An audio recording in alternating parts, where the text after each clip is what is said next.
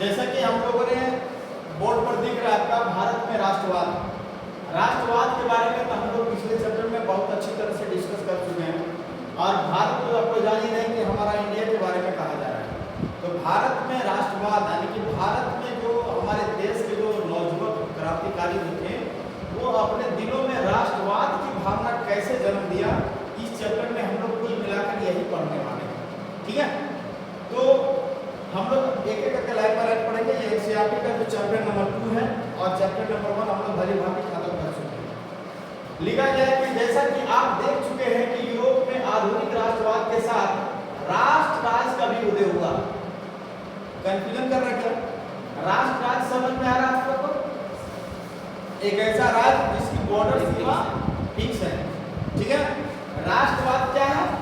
राष्ट्रवाद का मतलब होता है देश के प्रति प्रेम। क्या? देश के प्रति प्रेम। अब देश के प्रति अगर प्रेम अगर लोगों को हो जाता है तो लोग अपनी जान को लगाने के लिए भी तैयार रहते हैं।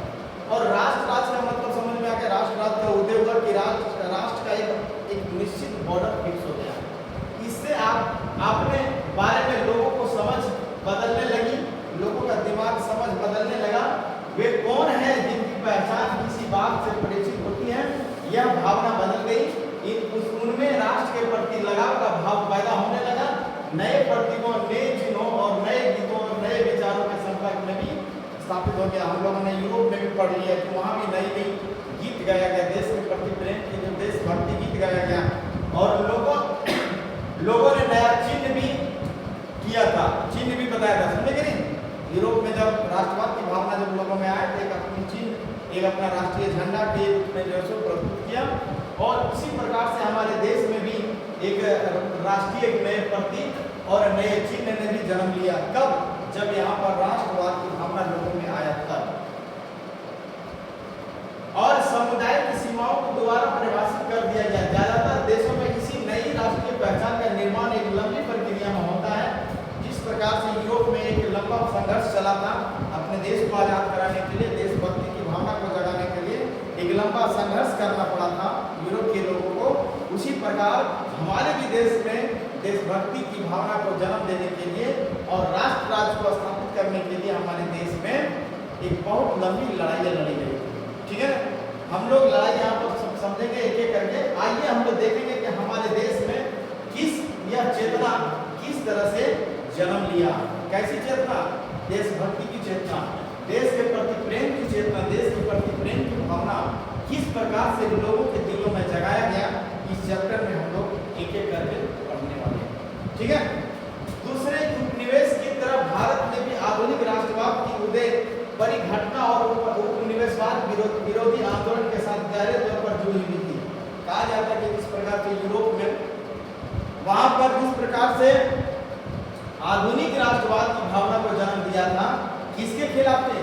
उपनिवेशवाद के खिलाफ, यानी उपनिवेशवाद के विरोध में वहां पर जो राष्ट्रभक्ति की भावना को जन्म दिया गया। उपनिवेशवाद किसे कहते हैं? यहाँ पर कंफ्यूजन है कि उपनिवेशवाद के प्रति देशभक्ति की भावना कैसे किसे कहते हैं? आपको एग्जाम में पूछा जा सकता है कि उपनिवेशवाद क्या होता है। तो उपनिवेशवाद का मतलब ये होता है, ध्यान से सुनिए, हमारे देश में अंग्रेज यहाँ पर जब आए थे तो उन लोगों का मेन मकसद था यहाँ पर फैक्ट्री खोलना, यहाँ पर व्यापार करना, यहाँ पर शासन करने के लिए वो नहीं आए थे। लेकिन जब देखा कि यहाँ के लोगों के ऊपर शासन किया जा सकता है तो यहाँ के लोगों के ऊपर शासन करने लगे। कहने का मतलब हमारा देश है, शासन करने वाला बाहर के लोग हैं, इसी को कहा जाता है उपनिवेशवाद। समझे कि नहीं? उपनिवेशवाद जैसे कि आप यहाँ के हैं, अगर आप जाकर के गिरिडीह में अपना दुकान चलाइएगा और उस दुकान का पूरा फुल मालिक होइएगा तो आप हो जाइएगा गिरिडीह का उपनिवेशवाद। समझे कि नहीं?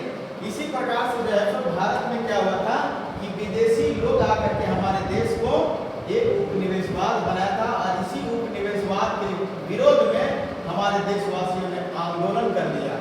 क्यों किया आंदोलन? पूरा चैप्टर में जानेंगे हम। ठीक है ना? उपनिवेशवाद पहले था, यानी उपनिवेशवाद पहले था लेकिन उपनिवेशी शासक बन गया धीरे धीरे। क्या बन गया ये? शासक। शासक मतलब समझते हैं, यहाँ पर राजा बनना शुरू कर दिया और शासक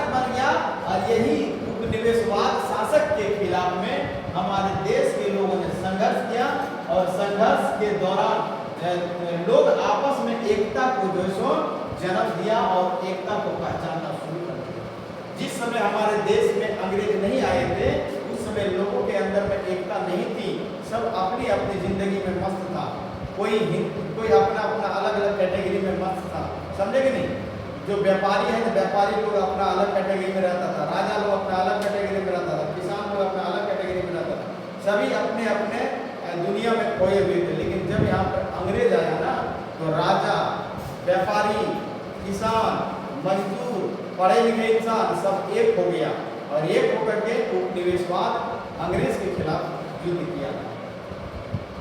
उत्पीड़न, उत्पीड़न का मतलब होता है परेशानी और दमन के साझा भाव को विभिन्न समूहों को एक दूसरे में बांध लिया, लेकिन हर वर्ग और समूह को उपनिवेशवाद का जो सो असर एक जैसा नहीं था, उसके अनुभव भी अलग अलग थे और स्वतंत्रता के मायने भी अलग अलग थे।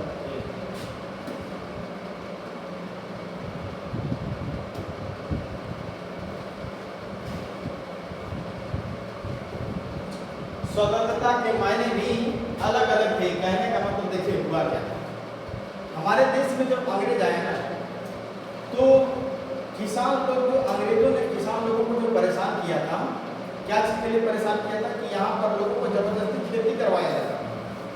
जो किसान चाहता नहीं था कि हम खेती करेंगे, उसको जबरदस्ती खेती करवाया जाता था। आप कहेगा सर किसान क्यों नहीं चाहता था? किसान क्यों चाहेगा? क्योंकि किसान खेती करते थे लेकिन उसका खेत का उपजाया हुआ अनाज अंग्रेज लेके चला जाता था। इसी के खिलाफ विरोध करते कि हम खेती नहीं करेंगे। क्यों करेंगे खेती? हमको कुछ फायदा ही नहीं होगा तो क्यों करेंगे खेती? अंग्रेज ने बोला कि तुमको करना होगा खेती, समझे कि नहीं। और कुछ ऐसी चीजों को खेती करवाता था अंग्रेज ना जिससे भारतवासियों को फायदा नहीं होता था, सिर्फ अंग्रेजों को फायदा होता था। जैसे कपड़ा के लिए कॉटन का खेती करवाता था और कपड़े की रंगाई के लिए नील की खेती करवाता था। और ये सब कपास का खेती करवाना, नील की खेती करवाना, इससे किसानों को फायदा नहीं होता था। किसान को फायदा कहाँ से होगा? जब चावल की खेती करेगा, धान का खेती करेगा, गेहूं का खेती करेगा, आलू का खेती करेगा, तब ना किसान को फायदा होगा, उसको खाएगा। अब किसान को बोल रहा है कि तुम कपास का खेती करो। अब कपास का खेती करेगा तो कपास से क्या बनता है? कपड़ा। किसान के पास फैक्ट्री है, ये नहीं तो कपड़ा बनाएगा। कपड़ा बनाने के लिए अंग्रेज बनाता था कहाँ? अपना देश में। यहाँ से कपास को ले जाता था फ्री में, वहाँ कपड़ा बनाता था। बोला कि कपड़े की रंगाई करना है तो नील की खेती करो। नील समझते कि नहीं? नील की जो उजाला वगैरह नील जो रहता है वो नील की खेती करो। और इसी के खिलाफ, अंग्रेजों के खिलाफ किसानों ने आंदोलन कर दिया। और जब किसान आंदोलन किया था उस समय व्यापारी लोग चुपचाप बैठा रहा था। अभी वो किसान के पारा है। और इस तरह धीरे धीरे जब व्यापारी को जब अत्याचार करना शुरू किया किसान में अंग्रेजों ने, तो किसान लोग साथ नहीं दिया। और जब किसान का अत्याचार किया, व्यापारियों को अत्याचार किया, तो वहां पर रहने वाले राजा महाराजा लोग भी विरोध नहीं किया। कहने का मतलब सब लोग अलग अलग दुनिया में मस्त था, इसीलिए सबका अलग अलग नहीं था। सबका उपनिवेशवाद पर जो एक जैसा असर नहीं था उसको, यानी कि जो अंग्रेज था, उपनिवेशवाद का मतलब अंग्रेज जो था, अंग्रेज का असर जो सबका अलग अलग था, समझे कि नहीं। लेकिन हर वर्ग और हर समूह में क्या था? अलग अलग था, एक जैसा नहीं था। इसके अनुभव भी अलग थे और स्वतंत्रता के मायने भी अलग था। लोग इसलिए नहीं लड़ रहा था कि हम अपना देश को आजाद कराएंगे, लोग इसीलिए लड़ रहा था कि अंग्रेज हमें खेती करने के लिए जबरदस्ती बाध्य कर रहा है, इसीलिए हम लड़ रहे हैं। समझ में आ रहा आपको? लोगों को देश के प्रति आज़ादी के लिए नहीं लड़ रहा था, आज़ादी की लड़ाई नहीं लड़ता हम लोग। महात्मा गांधी जब आते हैं यहाँ पर देश में, तब होता है कि मूर्खों, तुम अपना फायदा के लिए मत लड़ो, देश को बचाने के लिए, फायदा के लिए, देश के लिए लड़ो। ये गांधी जी ने बोला। और गांधी जी ने जब नेतृत्व किया कांग्रेस का, तो इन समूह को सबको इकट्ठा किया। सब जो अलग अलग कैटेगरी में बना था, कोई किसान बना था, कोई पढ़े लिखे बने थे, कोई व्यापारी था, कोई राजा था, सब अलग अलग कैटेगरी में था। और अलग अलग कैटेगरी में राजा अंग्रेजों से लड़ रहा था और अंग्रेज उसको दबाने में सक्षम हो जाता था। एक किसान को दबा रहा है तो व्यापारी चुपचाप रहता था। राजा को जब मारा जाता था तो किसान और व्यापारी लोग चुपचाप रहते थे। इस प्रकार से सब लोगों ने अलग अलग दुनिया में जी रहा था। अलग अलग दुनिया में राजा को यहाँ पर अंग्रेजों ने जो से क्या किया, बहुत जमकर सब लोगों को पिटाई किया और धीरे धीरे यहाँ पर उपनिवेश काल बन गया। लेकिन जब गांधी जी का एंट्री होता है और गांधी जी ने, कांग्रेस एक पार्टी बनता उस समय पहले बन गया था, और उस समय जब गांधी जी उस पार्टी का नेता बनता है ना, तब सभी को इकट्ठा करता है, सबको, जितना भी भारत में आदमी सबको बोला सब एक साथ होकर के लड़ो, तभी अंग्रेज को भगा पाएगा। उन्होंने एकता का परिचय दिया और इस तरह से करके एक विशाल आंदोलन खड़ा किया। आंदोलन समझ रहे कि नहीं? आंदोलन समझ रहे ना, राजा के खिलाफ में जंग करना।